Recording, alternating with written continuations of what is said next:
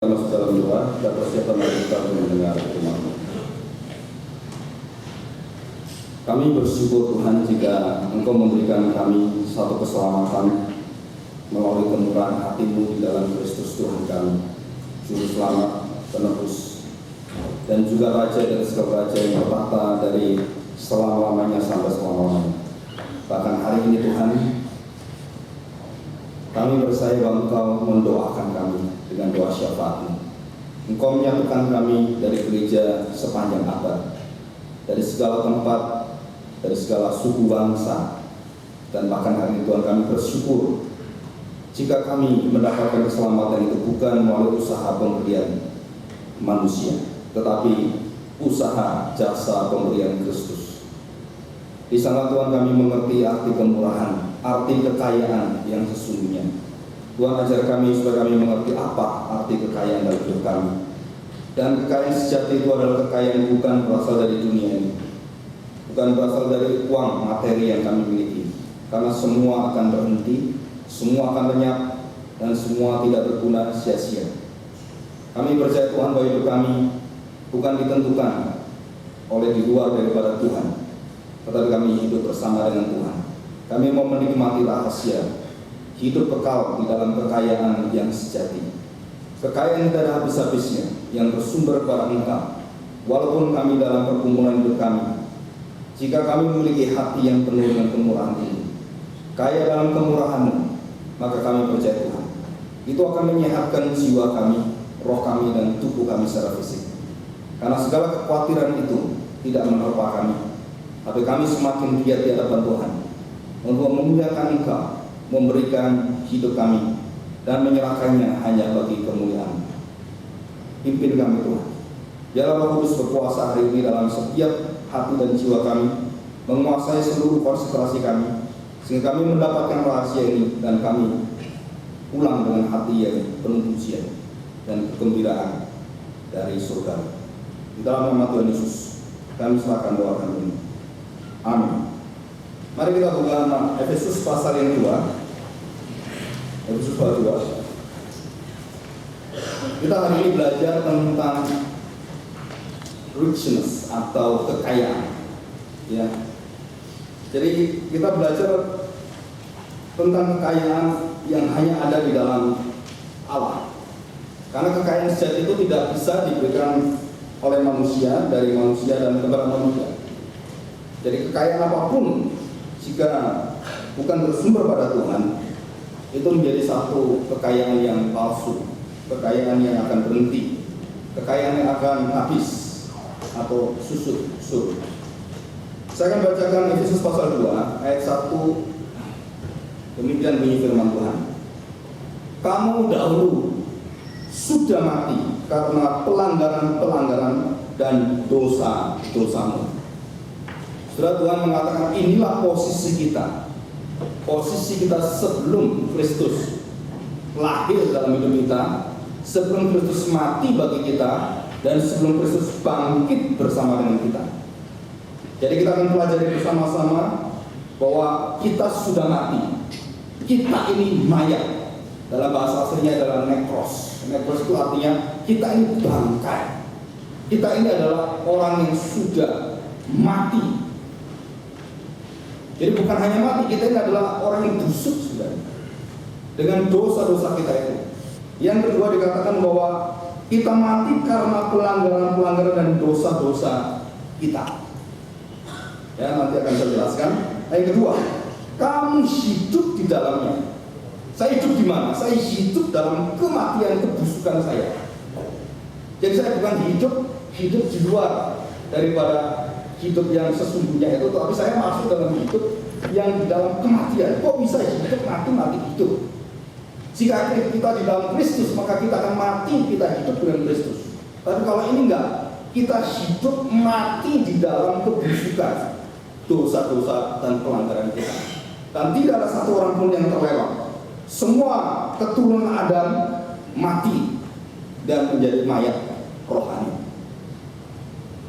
Nah, saudara, kita hari ini belajar mengapa hanya pemberian Allah yang bisa memperkaya kita, yang bisa menerima dan mencapai keselamatan dan hidup kekal itu. Karena kita ini mayat, kita ini bangkai yang busuk, kita tidak bisa berbuat apa-apa. Jadi Paulus dengan tajam sekali menggunakan kata mayat ini untuk menggantikan status kedudukan kita. Jadi apa? Sesuci-sucinya manusia, agama apapun dianggap oleh Tuhan sebagai mayat busuk dan bau tangkai. Saudara, ini sangat mengerikan sekali. Jadi kita lanjutkan. Kamu hidup di dalamnya karena kamu mengikuti. Jadi mengapa saya hidup di dalamnya? Karena saya mengikuti jalan dunia ini.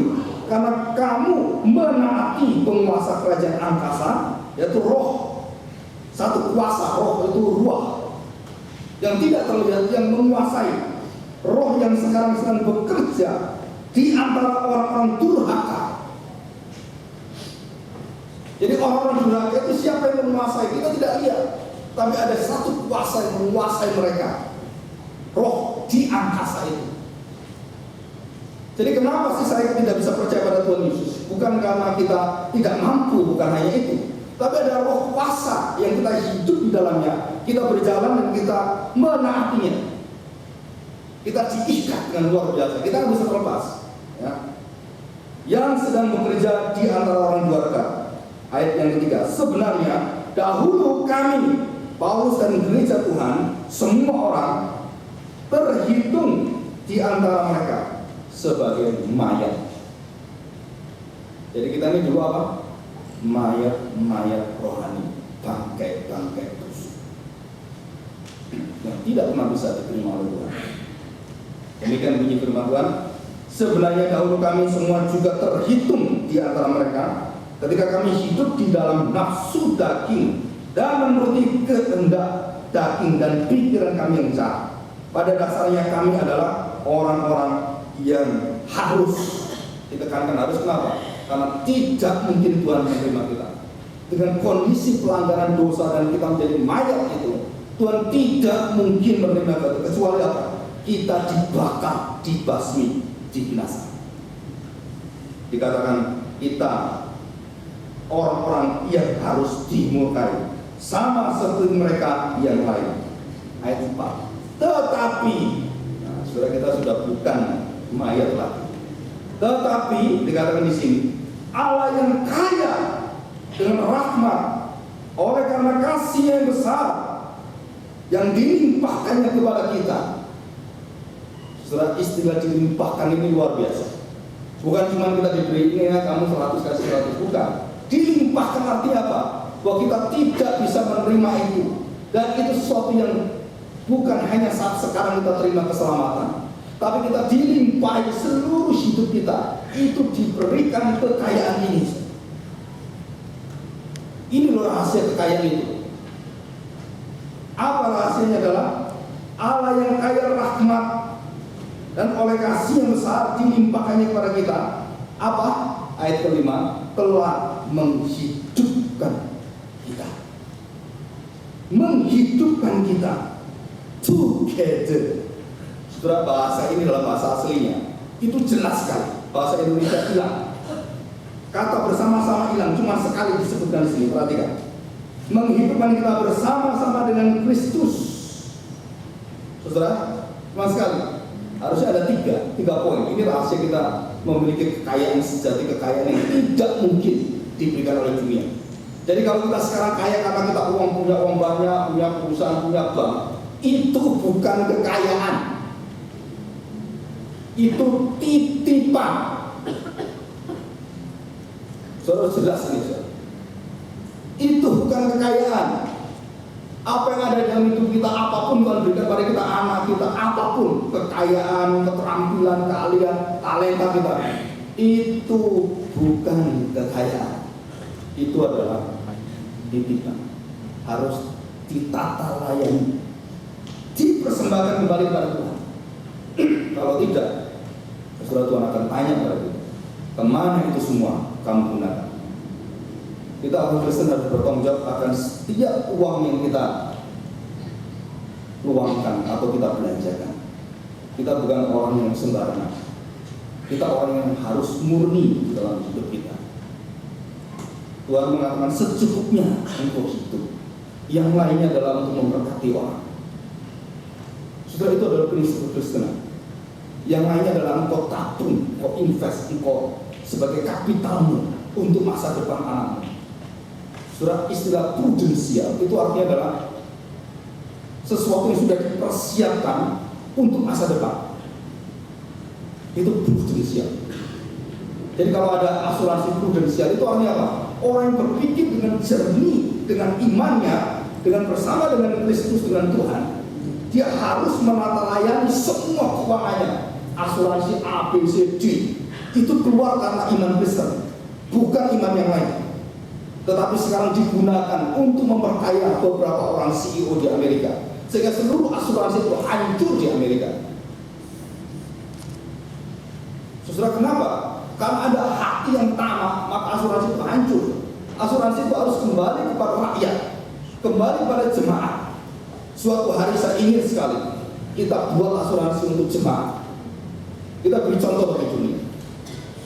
Kita asuransi, kita kumpulkan. Kalau kita punya jemaat 600 di Gloria, asuransi lumayan 600 dolar. Satu bulan bisa ada keuntungan minimal kira-kira 10 juta. Saudara, kalau bacanya prudensial dengan beberapa perusahaan itu untung hampir 10 triliun. 10 triliun dengan berapa juta nasabah, saudara bagi. Jadi satu nasabah menyumbang hampir 2 juta. Satu nasabah. Kalau 1 juta nasabah berarti 2 triliun. Saudara, ini bukan pemikiran biasa.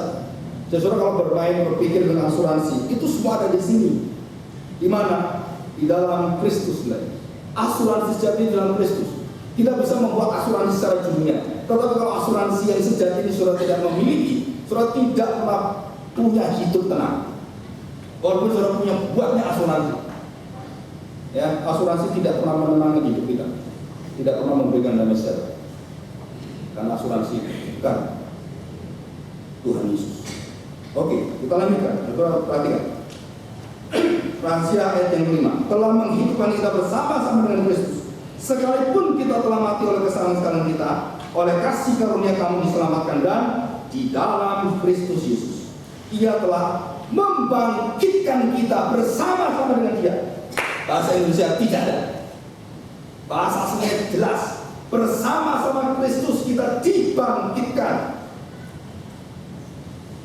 Bahasa Indonesia tidak ada kata bersama. Kenapa? Dibuang. Padahal itu secara teologi itu penting sekali. Secara makna itu sangat penting. Jadi sun sopeo dan sun nekeo. Jadi sin itu artinya bergabung, bersama-sama, sinkretis. Terus ada sinkronisasi. Sin itu artinya adalah bersama-sama, saling terikat. Saya kalau bangkit, kamu bangkit.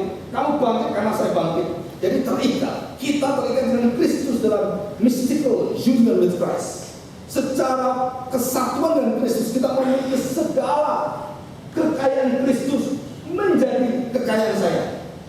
Ini artinya kita dihidupkan bersama-sama dengan Kristus, dan kita kemudian dibangkitkan bersama-sama dengan Dia. Ayat yang ke-6 tidak ada. Ia telah membangkitkan kita juga, cuma itu aja. Bersama-sama tidak ada. Terus perhatikan, dan memberikan tempat bersama-sama dengan Dia di surga. Nah, saudara, yang ketiga muncul, tempat bersama-sama dengan Dia. Artinya, bahwa nanti kita di surga akan memerintah sebagai raja bersama dengan Kristus. Kita memerintah malaikat, kita memerintah alam semesta ini. Seperti manusia diciptakan pertama kali, kuasailah bumi. Nah itu saudara, kita memerintah bumi ini. Kita memerintah pelayanan kita. Kita memerintah jemaat yang Tuhan percayakan. Kita memerintah dunia ini dan dunia malaikat. Jadi Yesus waktu membangkitkan kita harus menghidupkan kita dulu. Sebelum ada kebangkitan harus ada kehidupan. Bagaimana bisa bangkit kalau nggak ada hidup? Hidup dulu, baru dibangkitkan. Setelah bangkit, kita didudukkan bersama-sama dengan Kristus, memerintah hidup saya. Dosa saya harus dikalahkan, dan masa depan saya harus dipersembahkan untuk Tuhan.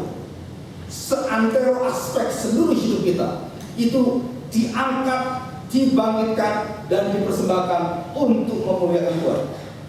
Inilah kekayaan sejati itu. Saudara, jika kita belum mengerti ini, saudara, waktu kita menerima berkat harta benda, uang, dan lain-lain, konsentrasi semua penggunaan adalah untuk dirimu. Tidak mungkin kau berpikir Tuhan.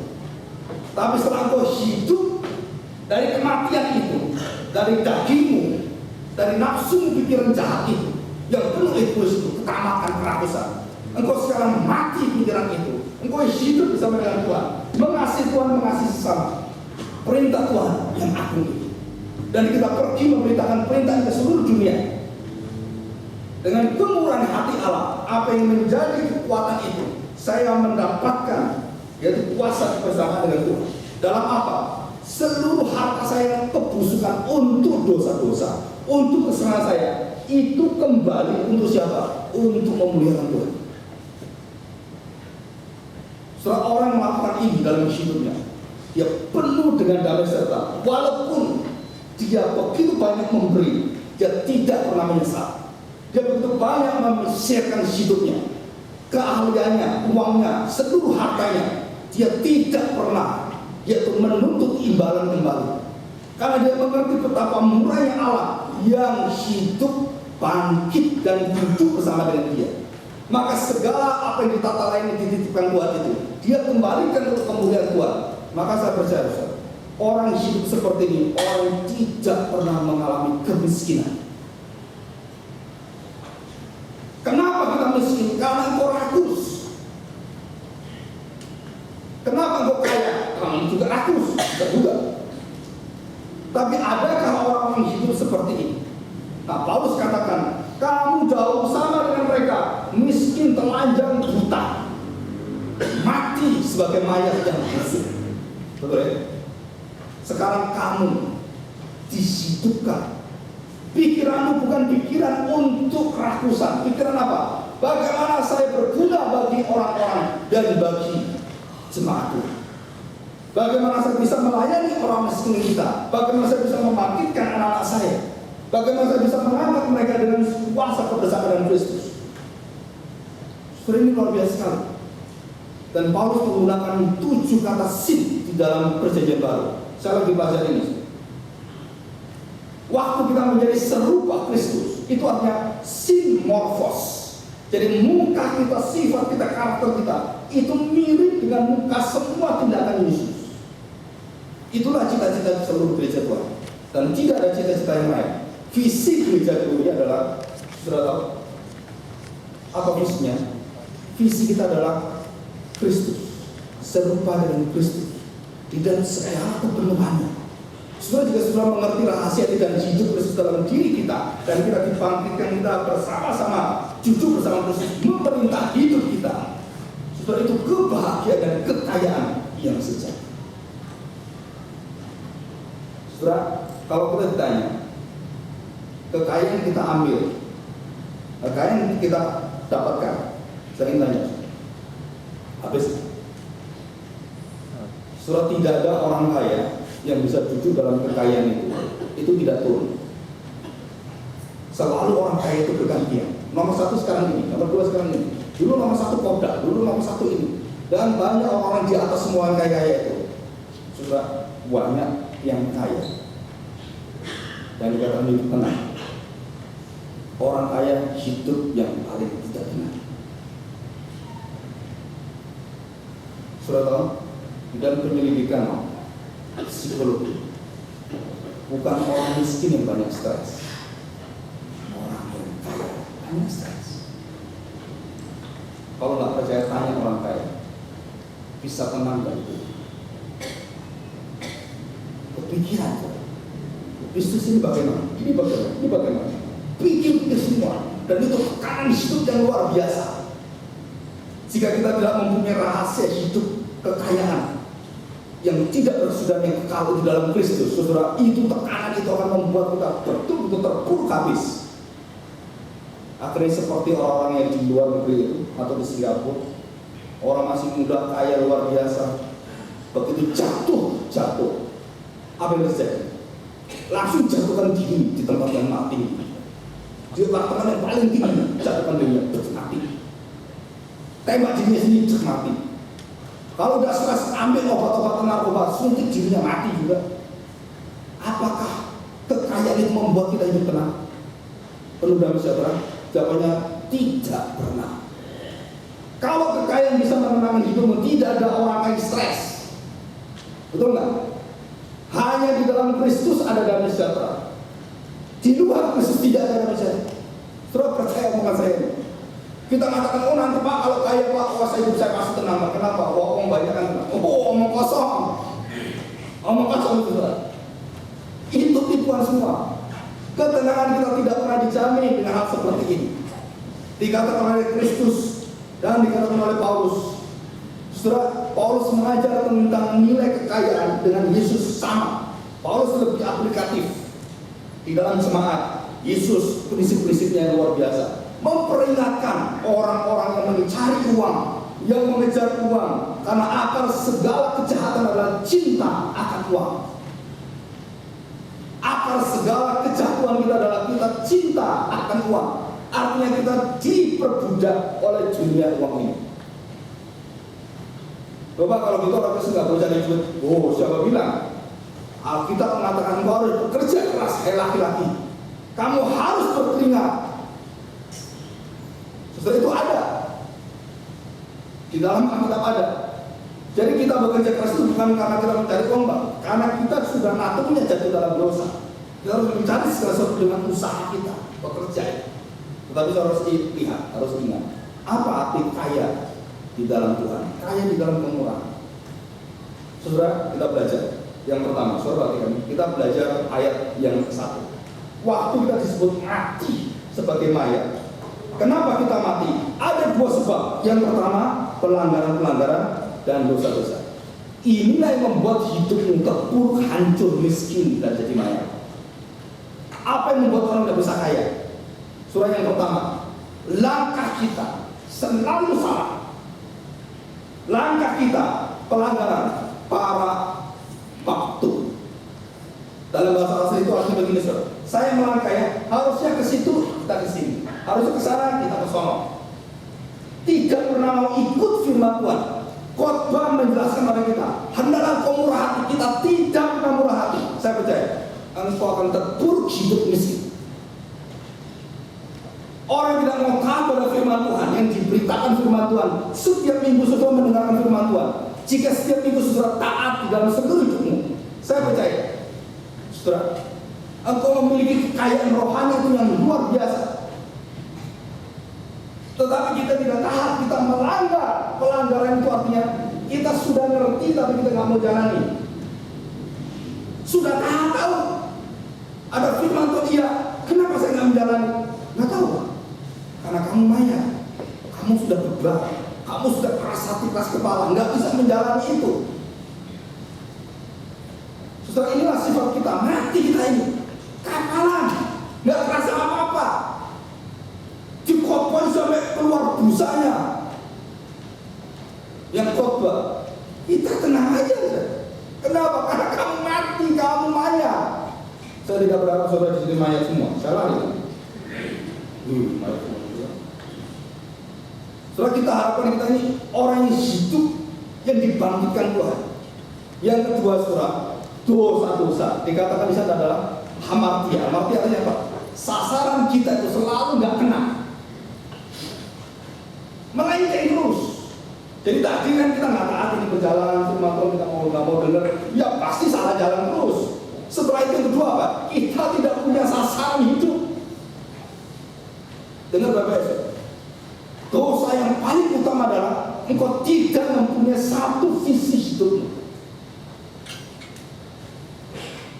Ada orang yang diberkati luar biasa, ada orang yang pintar luar biasa, wah sekali, tapi nggak ada visi hidup. Di rumah nganggur, pintar, juara, 6-nya 4, tahu? UN-nya tuh 4 semua. Menjamin nggak dia hidup dalam kekayaan? Oh tidak, uang, kekayaan tidak menjamin. Kepintaran pun tidak menjadikan engkau kaya. Tidak. Kepintaran pun membuat engkau jadi malas. Kenapa? Banyak orang pintar nggak mau belajar. Betul kan? Udah susah kok. Coba setiap orang pintar itu memberikan kepintarannya untuk memuliakan Tuhan, selalu haus mencari hikmat itu, pengetahuan itu, dan kemudian dia berpikir, kalau saya mendapatkan ini, saya menemukan obat-obatan, saya menemukan teknologi, untuk apa? Untuk sejahtera manusia. Dia ada tujuan, maka hidupnya itu perlu arti. Terus saya tanya, seringkali seorang motivator memberikan kita seperti ini. Saudara, orang dikasih uang 100 miliar, nih kamu. Terus ada orang dikasih uang, ya kan? Kasih uang, ya. 100 ribu. Ya, saya tanya, yang bisa mengelola uang ini, besarnya uang, kecilnya uang, atau orang yang mengelola? Coba jawab. Uang besarnya atau uang kecil? Kalau saudara melihat, uang besar itu Pak, kalau modalnya banyak, saudara itu kaya di dalam dunia. Tapi kalau saudara mengatakan 100 ribu pun, saya percaya, saya bekerja keras, saya meniti karir saya dari bawah, saya berjuang luar biasa dengan jujur kudus dari depan Tuhan. Yang 100 ribu bisa mencapai 100 miliar, yang 100 miliar jadi 100 ribu miskin. Bukan perkara berapa uang kita dapat, bukan. Tapi orang yang mengolah inilah yang bisa membuat uang ini bermakna dan bernilai. Nah, saudara, kenapa saya berikan ilustrasi seperti ini? Saudara, supaya kita terbuka. Jadi waktu saudara bekerja ataupun kita di gereja, sama saudara. Bukan karena kita mencapai uangnya berapa, bukan. Tapi hati yang taat di dalam rumah kita, hati anak kita, hati jemaat, hati pemimpin gereja, itu kalau taat, saudara, yang dulunya cuma 100 ribu bisa menjadi berlimpah-limpah dalam kemurahan Tuhan. Kenapa? Karena kita memiliki Kristus dalam kemurahannya. Kita tidak pernah tahan apapun dalam hidup kita.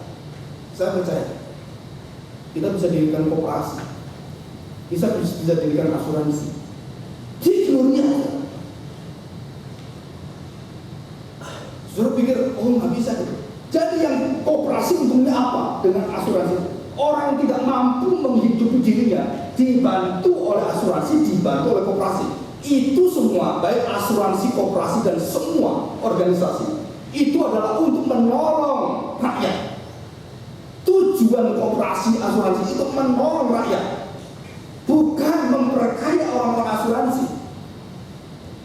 Bukan, saudara. Kalau kita kembalikan fungsinya seperti Alkitab, seperti iman Kristen, maka asuransi yang ada itu akan memberkati limpah banyak orang. Betul kan? Tetapi sayangnya kita tidak melakukan itu. Saya berdoa 7 tahun mendatang banyak hal yang dulu dia bisa kerjakan. Kita punya koperasi jemaat, kita punya asuransi jemaat, kita punya vakansi lowongan pekerjaan untuk jemaat. Saudara, mari kita bangun bersama-sama. Kenapa? Karena kita sudah dihidupkan Kristus. Kita diberkati limpah, kita berinya dengan limpah. Kita diberkati Tuhan apa adanya, kita berikan apa yang Tuhan berikan. Kalau itu diberikan semua menjadi satu, seperti Daud katakan, oh Tuhan, kekuasaan, kekayaan, kemuliaan berasal dari Engkau. Siapakah hambamu ini? Dan Daud mengeluarkan segala uangnya di tabungan dia. Saudara, hampir separuh uang dari seluruh rakyat. Jadi saya tanya sekarang, saudara, saya tanya, kalau satu partai korupsi sampai 10 triliun, utang Indonesia itu hanya 200 triliun. Saudara bayangin itu, nama suaka. Segelintir orang memiliki kekayaan sangat triliunan yang menyerap uang rakyat itu, menyedot dan mengkorupsinya. Terus dia bisa berikan pada perempuan-perempuan yang pahebel-pahebel. 40 perempuan dikasih uang semuanya, bukan uang dia, untuk memuaskan seksnya, nafsunya, kerakusannya. Saudara perhatikan, Kerakusan tidak pernah menuntut pada kekudusan. Kerakusan menuntut apa? Yaitu kehidupan yang semakin bejat, bejat. Karena mereka kaya. Jadi hidup mereka tidak ada fokusnya. Tapi kita sudah tahu, kita fokus kemana? Oh, gloria ditentukan dalam firman Tuhan. Hidup kita harus serupa dengan Kristus dengan segala kepenuhannya. Kita kejar ke sana, saudara. Seluruh berkat kemurahan kekayaan Tuhan akan limpah dalam hidup. Jika saudara tidak mau seperti itu, saudara jadi nekros, bukan Kristos. Saudara menjadi mayat, bukan manusia baru. Saudara, ini perkara bukan perkara biasa. Ini rahasia hidup kekal. Ini rahasia saudara memiliki kekayaan sejati. Engkau tidak bersama dengan Kristus, engkau hidup di dalamnya. Maka engkau akan bersama-sama dengan Dia. Engkau dibangkitkan, engkau didudukan di tempat yang maha tinggi itu. Bersama-sama dengan Dia, kita akan bersama-sama merintah alam semesta ini. Saudara tahu Iron Man ketiga atau Superman yang baru? Wah, dengan teknologi canggih, wah, manusia sekarang sudah ada manusia bisa terbang ke angkasa hanya pakai alat seperti helica. Satu manusia bisa keliling dunia hanya dengan pesawat. Nanti lama-lama tambah canggih gitu ya. Terus tubuh kita dikasih kayak Iron Man. Mana-mana, seneng nggak? Hebat ya. Terus saya pikir itu wah itu nggak mungkin. Oh itu mungkin, saudara. Kenapa? Itu manusia lagi berimajinasi. Manusia baru itulah seperti itu. Saudara bayangin waktu Yesus datang kedua kali, seperti sama fisik, secara tubuh Dia datang dari surga ke dunia. Dan apa saudara? Dia membangkitkan kita. Saya tanya, pakai saya? Gitu? Terus pakai alat jet itu? No. Tubuh itu terbang. Yang takut kejauhan, fobia dengan yang mau yang di bawah itu, kamu nggak bisa masuk surga. Kenapa? Aduh Tuhan takut. Seperti Petrus juga Tuhan takut. Oh tidak ada menakutkan kita. Waktu kita diubahkan, kita menyongsong Kristus di awan-awan itu. Bagaimana itu wujudnya? Nggak tahu karena saya nggak pernah ke sana. Kalau Paulus pernah diangkat, dia tahu. Saya nggak tahu. Suatu hari kalau saya diangkat, saudara berarti semua diangkat. Amin. Nah, puji Tuhan. Nah, saudara yang terakhir, perhatikan.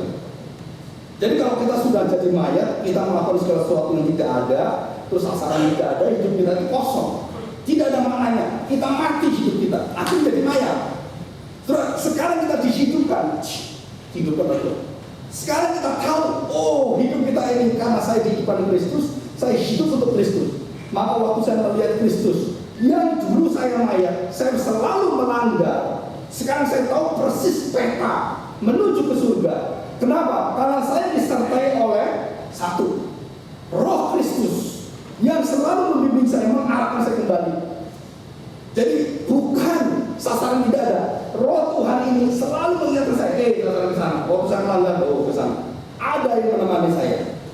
Ada yang bersama-sama dengan saya, yang selalu mengingatkan akan hukuman Tuhan, akan kebenaran, akan keadilannya, akan dosa-dosa kita. Siapa dia? Roh Kudus. Saudara, waktu Roh Kudus bersama-sama dengan kita, terus kemudian kita berjalan, kita sekarang tahu sasaran kita. Kenapa? Karena kita diingatkan dengan firman dari Roh Kudus itu. Dan kita menuju hidup yang tahu jelas kita akan bertahta bersama siapa? Di mana posisi kita? Yesus bertahta di kayu salib.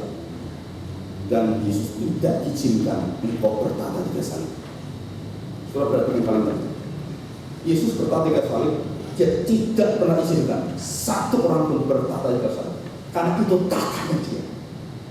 Dan tidak ada orang mampu menerima maut dari Tuhan. Tidak ada orang mampu masuk dalam neraka dan hidup di sana kecuali Yesus. Jadi waktu Yesus masuk ke neraka pun ditaklukkan oleh dia. Nah, saudara, sekarang begini. Ini neraka. Ya, ini surga. Ya kan? Saya masuk mana? Saya berdosa, saya masuk neraka. Saya hidup benar, saya masuk surga. Karena saya mayat, saya pasti masuk neraka. Siapa yang bisa menaklukkan neraka? Saudara, Yesus bersama dengan kita. Kita dimasukkan dalam alam maut bersama-sama dengan Dia. Tuhan beritahu kepada kita, ini loh alam maut, belum dosa, sudah aku patahkan. Jangan pernah takut. Jadi hidup orang percaya adalah hidup yang penuh dengan satu kesucian, kesukacitaan. Kenapa? Engkau sudah dibebaskan dosa-dosamu. Jadi waktu Yesus bersama dengan kita masuk dalam neraka. Kamu harusnya masuk neraka, tapi Dia sudah bertahta dengan salib itu di neraka. Maka waktu kita masuk mati bersama Kristus dalam alam maut itu, saudara, kita melihat Dia dan Dia bangkitkan kita. Terus dibawa kemana saudara? Saudara, kita dimasukkan dalam hidup kekal bersama-sama Dia. Sering luar biasa. Coba kita lihat, kalau orang-orang percaya yang lain, dia mengatakan, aduh, kalau suami saya masuk surga, saya pasti masuk surga.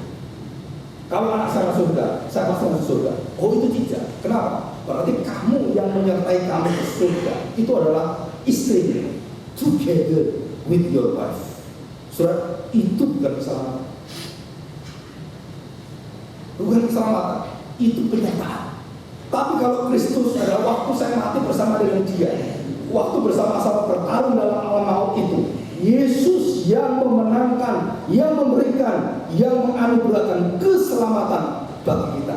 Tetapi saudara akan terus masuk di dalam pandangan, masuk dalam ngarai lembah kekelaman. Saudara bersama dengan Tuhan, saudara tidak perlu takut. Di ngarai atau dalam apa? Kuta apa? Kuta tak kental, tak ingkar. Kenapa? Kristus bersama kita. Walaupun di alam maut, Kristus bersama kita. Lembah kekelaman, ngarai, penjara, disiksa, dibakar, Kristus bersama dengan saya. Oh, tidak takut, tidak gentar. Ku tak gentar, ku tak ingkar. Surah lagu zaman dulu itu luar biasa mana teologinya. Jadi sekarang saya tanya, saudara, mengapa kita terpuruk dalam kemiskinan? Artinya bukan kemiskinan secara materi, tapi dalam rohani kita. Kenapa kita tidak bisa mengangkat? Saudara, kalau kita bangkit bersama-sama dengan kuasa Tuhan, saya percaya semua kita bisa saling mengasihi satu sama lain. Kenapa? Roh kita sudah berkaitan. Nah, rahasia yang terakhir ini, saudara. Waktu Yesus bersama-sama dengan saya, jadi supaya Yesus bersama-sama dengan saya mati. Yesus mati bagi saya. Dia angkat kematian tubuh kita. Yesus bangkit, kita bangkit. Saudara jangan lupa, Paulus menjelaskan dalam 1 Korintus 15. Dan waktu kita diangkat bangkit bersama Kristus, Kristus kirim kembali kamu kemana? Ke dunia. Dunia apa? Dunia apa? Dunia maya. Ini loh misi. Setelah Yesus, kamu mati, Yesus mati bagimu. Dia bangkit, kamu dibangkitkan. Oke? Selesai? Jangan pikir, oh saya bilang Kristus. Enggak. Yesus mengutus kamu untuk apa? Kamu dulu mayat, kamu kembali ke mayat-mayat. Untuk apa? Bawa kuasa kekayaan kemurahan Allah ini. Beritakan pada mereka. Ini loh kekayaan yang luar biasa. Setelah saya kaya karena mengenal Kristus dan banyak kehidupan saya diubahkan, saya kembali pada mayat-mayat yang tidak pernah tahu kekayaan Kristus. Saya beritakan hidup perubahan hidup saya ini untuk apa? Membukakan mata mereka. Yang dulu saya merasa, oh saya kan dosa dengan mereka. Oh ya, kamu dahulu sama mayat busuk ya dengan dia. Kamu sama berzina juga dengan dia. Sekarang saya diubahkan. Saya bercerita kepada orang yang berzina mayat-mayat itu. Saya diubahkan oleh Tuhan. Jika itu terjadi dalam hidup kita dan kita mau share itu, bersaksi, dan perubahan hidup itu ada. Orang akan membaca, orang akan dibukakan oleh Tuhan banyak hal. Dan disitulah keberhasilan gereja-gereja. Mengapa ada gereja yang begitu diberkati? Banyak orang baru dari orang-orang agama lain. Kenapa bisa datang? Karena hidup mereka tidak hanya bersama Kristus selesai, tapi Yesus mengutus mereka. Mereka siarkan hidupnya. Mereka bagikan, baik itu talentanya, kekayaannya, mobilnya, apapun. Dia siarkan. Saudara, waktu saya ke Surabaya, saya punya adik diberkati Tuhan.